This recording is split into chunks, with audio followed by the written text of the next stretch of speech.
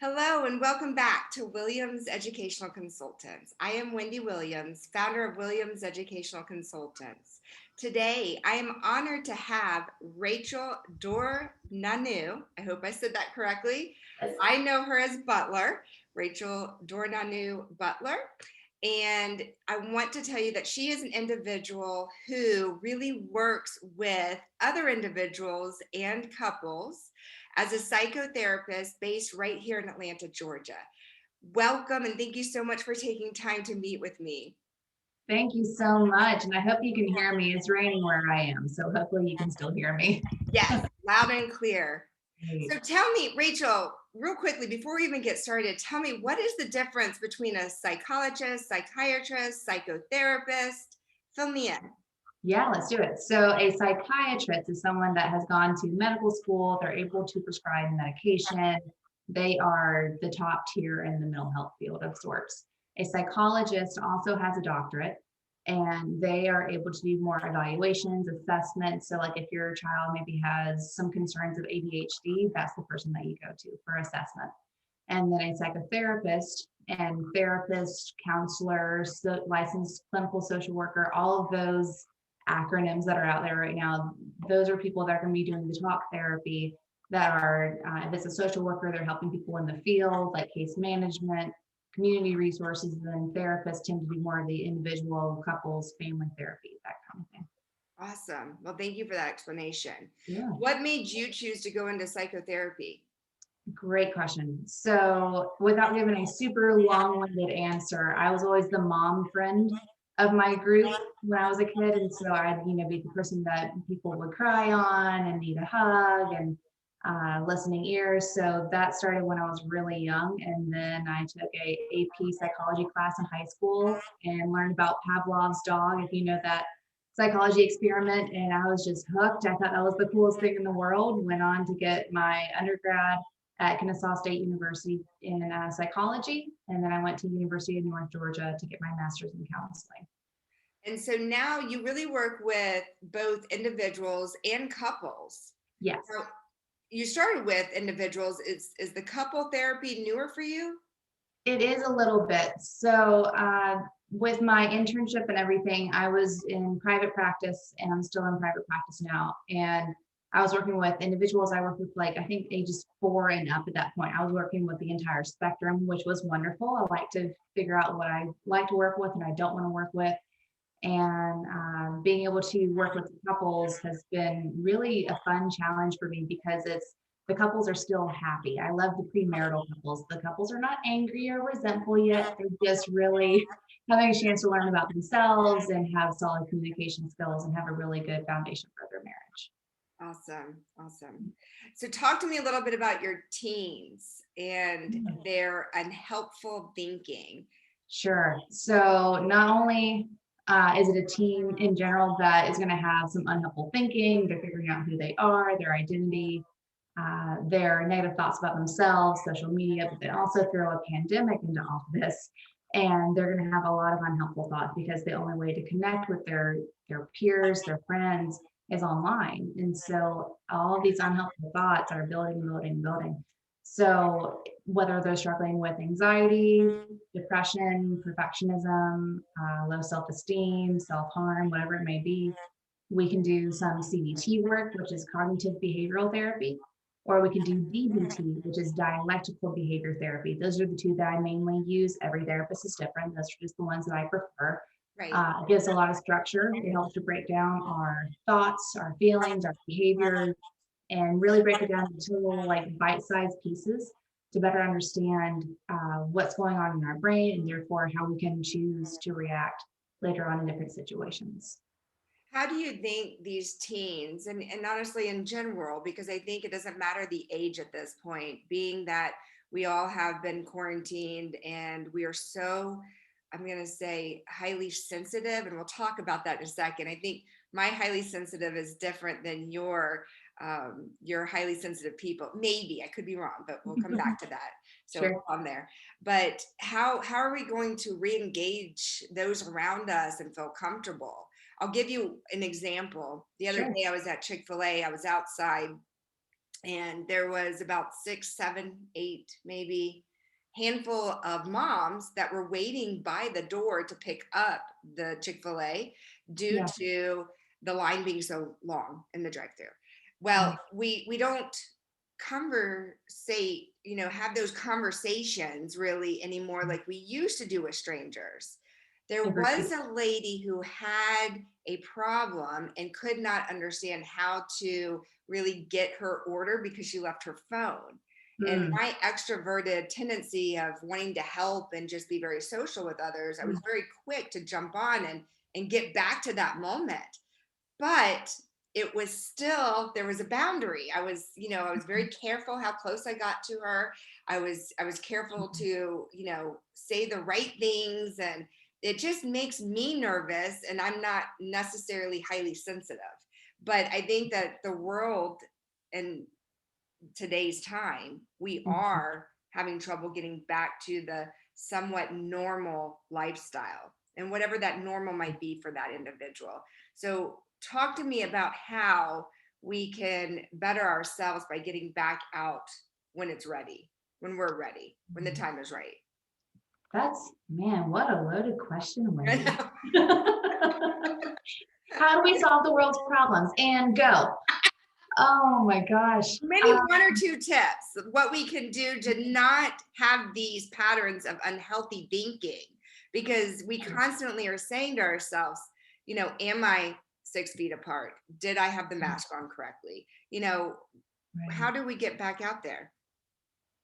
My thinking is a couple of things. Of one, practicing mindfulness is so important, of just being in the present moment, of instead of worrying about, oh, I have to run off to my meeting, or oh, I have to go, I forgot to turn off my curling iron at home. I mean, hopefully you turn this off, but that you're finding a way to just be in that moment. So if you're interacting with people of like, okay, do I feel safe doing this? Do I feel okay doing this? And there's nothing wrong with quietly to yourself, ideally in your head, because if you speak out loud, it's a little awkward. But having a chance to be mindful, know what's going on for you. If you are aware of other people and their social cues of I feel uncomfortable, let's find a way to communicate about it. Because if we awkwardly kind of like look at our phone and then look up and then look down and look up, and that's not social interaction anymore. That's just straight up awkward, So let's Right. find a way to be like, hey, is this okay for you? I feel okay at this spot. If you need to take some time and space out, or if you need to do something else, I want to make sure that you're comfortable and I'm comfortable as well. Yes. Um, let's see, I don't know, mindfulness communication. What I really love, and I don't know if you've noticed this, but something that whenever I'm out at the store or anything else is that everyone's always on their phones. They're always looking down. One, terrible posture, but two, that they don't even interact. So as extroverted people, we're going to be like, hey, did you see that magazine? Did you see that Oprah interview? Did you see anything Yes. else going on? And people are like, yeah, no, that's not the world that I personally want to be a part of. I'd rather be able to talk up a stranger and say, hey, how's it going? Hope you're doing well. The pandemic's been crazy, things we can relate to. So something that a lot of my clients are having trouble with is just social interaction at this point, especially the teens. They Right. don't know entirely what to do, what to say. So I've helped a couple people just this week. Okay, what is a high level question compared to a low level question? So with that, it's not necessarily how's your day? It's, hey, what was the high and low point of your day? It's engaging, it's more open ended, it's a way to communicate and connect with people rather than just, it was fine. You know what I'm saying? Right. Yeah. So when I have my master's in psychology with a specialty in counseling, and I recall the open-ended versus closed-ended questions. And the Exactly. more we get to the open-ended, I think the more social interaction will come back. And so yes, asking about highs and lows, or my kids attend a Christian private school. And so when I pick them up, instead of asking, how was your day? Because you're going to get, oh, fine, or, Yeah, they love their school, don't get me wrong, but they're in school. And so, right. Exactly. I typically ask specific questions about specific subject matters, or, where Mhm. did they see God in their day to day at their school? Or, really try to bring in some pieces that will build a conversation. So it's not always easy and it's not always perfect, but I do agree with you. open-ended versus closed, where closed questions are more yes and no, they're not going to bring in more conversational styles. It's going to close it down. So I love that. I love that idea. Mindfulness and deeper questions. Mm-hmm. Those two are great. That's exactly what I would say too. Well, talk to me a little bit. Let's jump back to the highly sensitive people. Sure, let's do it. Tell me more about this. Sure. So let's see. I want to say it was started by Dr. Elaine Aron in the 80s. I could be wrong. And she coined the term, and it's so HSP is the acronym for it, highly sensitive people. And I just learned about it during the pandemic, actually. So about last summer. And it just changed my life. It was a chance to know more about myself, of why I react the way to certain things I do, of like loud noises or like itchy fabrics or loud conflict, whatever it may be, maybe a really loud concert. That people that are HSP, highly sensitive people, there's a whole quiz online. It's free. I can send you the link if you want to post that in show notes and stuff like that. And it's a way to better understand yourself. So I don't know, if I'm at a concert, I'll know that maybe I can bring earplugs and still really enjoy the concert, obviously when it's safe, and find ways to accommodate myself rather than being in uncomfortable situations. So that's been super eye-opening for me. It's funny that some of the research I've looked at is the majority of therapy clients are HSPs, because they're finding ways to, they're so highly sensitive, overstimulated, overengaged, whatever it may be with their world. They need to find a way to cope and handle it in their own way. So a lot of my clients are like, "Oh, that's what I am." I'm like, "Yeah, I just learned about it too." Crazy. So that's been wonderful. There's also, if any of you got like maybe teens or parents that are listening, that there's a lot of Facebook groups that are like parents of highly sensitive children, how to help people that are, is not necessarily like on the spectrum. So I want to make sure that that's clarified. It's not anyone on the spectrum. It's a different situation, say sensitivity processing kind of thing, but it's not on the spectrum. So there's a difference there. The HSP is more of like a personality trait. Okay. Makes sense. Yeah. Tell me, with that sensitivity, I think, and I could be wrong, so correct me, please. I'm always willing to learn. Perfectionism, does that go hand in hand with sensitivity? Oh, 100%. Yeah. I say 80% of my caseload is perfectionist right now. And so whenever, I don't know, let's say that a perfectionist like myself is going to, I don't know, want to organize, like I just moved into my house this weekend and we are organizing things, and I just want everything to look wonderful and perfect and beautiful. And so if it doesn't happen the same night that I just moved in and I've carried like 100 boxes, then I may get kind of frustrated, like, oh, okay, I just want it to look beautiful. But then I have to calm myself down and say, you know what? It's okay. I have weeks, months, literally years, hopefully, to decorate this house and take my time. And if I'm overstimulated, that's okay. I probably need to take a break anyway. So it's a way to, be mindful of our expectations of ourselves and others, and be aware of our sensitivities. And it absolutely goes hand in hand. Right. So it's almost like the sensitivity goes towards, it could be the perfection, which is the sensitivity. It could bounce back from one another, but there's always anxiety. And that is something that you too help teens and adults, and I'm sure couples work through it, is their anxiety and how to cope with different stimuli that create that. So what are some things that you are seeing right now with anxiety? And people are saying we're post COVID. I don't really know that we're post COVID. I don't know where we are. I feel like we're not quarantined per se like we were a year ago. I think it was last week was the week a year ago that everything shut down here in Georgia. But now here we are. How are your clients really seeing maybe a change in their anxiety? Compared to a year ago, it's very different. I'd say, I'm sure you noticed this as well with some of your clients, that a year ago it was, I'm scared to touch anything. I'm scared to see anyone. I'm scared to breathe. And so I don't know if you've noticed this, but a lot of kind of OCD-like tendencies kind of creeped in. probably the beginning of last year. And then as over time, we've figured out routines and everyone's got sanitizer on their belt loops and all of that. And we're making sure that we're being safe. And so now the anxiety is more of, okay, well, it's now been a year that we've survived this thing, but how do we get back to normal? That's the anxiety itself of, will there ever be a normal? Will we find a way to uh, feel a sense of hanging out with people and connecting again? And I mean, I don't know about you, but I've had so many clients that'll say, hey, did you see, that movie? I was thinking the whole time, how do they film that? Because, they didn't have masks on, and oh my gosh. So trying to get everyone's minds back to, eventually we'll get to a point where we're okay. So Right. a lot of it is helping people to ease their minds, and something that's been really helpful for some of my clients. I don't know if this would help to share or not, but I do something called like a little T chart. And so I'll have like one side of it is going to be the unhelpful thinking, the negative thinking, if you will, about the pandemic, about being out with friends, of interacting with family, whatever the issue is for the client. And then on the other side is more of like a reframe Right. of, let me find a way to be nicer to myself or nicer to other people, kinder about the situation.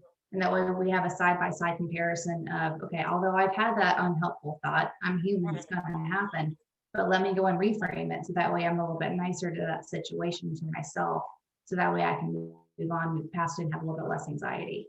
Does Yes, that no, make I sense? love that. I love that T frame. I was listening to a podcast a few weeks ago, and it was about how we really do influence ourselves with our negative self-talk. And as we are putting so much energy, and ultimately, I don't know what the percentage would be, but they're pretty much lies to ourselves. We're not being truthful to ourselves. We're relying on things that could happen or how things are going to impact us. And so if we're already lying to ourselves about the negative, why don't we lie about the positive and start Exactly. filling in those great ideas? And yes, I am, I can, I will, just so I don't know. I love that T chart, and I don't necessarily do the same thing by any means, but when students and families come to me, and you can see that I do college admissions, obviously, with my big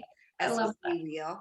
But I also do day school placement, and I help with graduate school selection. So anything educationally based. One of the biggest fears is that the student and the family will not get into X school. That could be a that. day school, private school, or a college, university, or a certification program. And I always have to change their mind and their thinking to what happens when you do. Mm-hmm. What happens when you have all these choices to make? So it, Right. it just takes time. And I'm really good at helping others. I do the same thing with the self-talk. I think we all do. It's only human. Yeah. But I love that idea. I love what you're doing with families and students. And I think it's super important for students in general to really have somebody to talk to, because we all have anxiety, we all have perfectionistic tendencies, we all have something that is, quote, allowing us to be more sensitive towards something else. So I'm super super glad that our paths have crossed, Me too. and that you've taken this time to talk with me about what you do. So will you tell the viewers how to reach you and give them that information?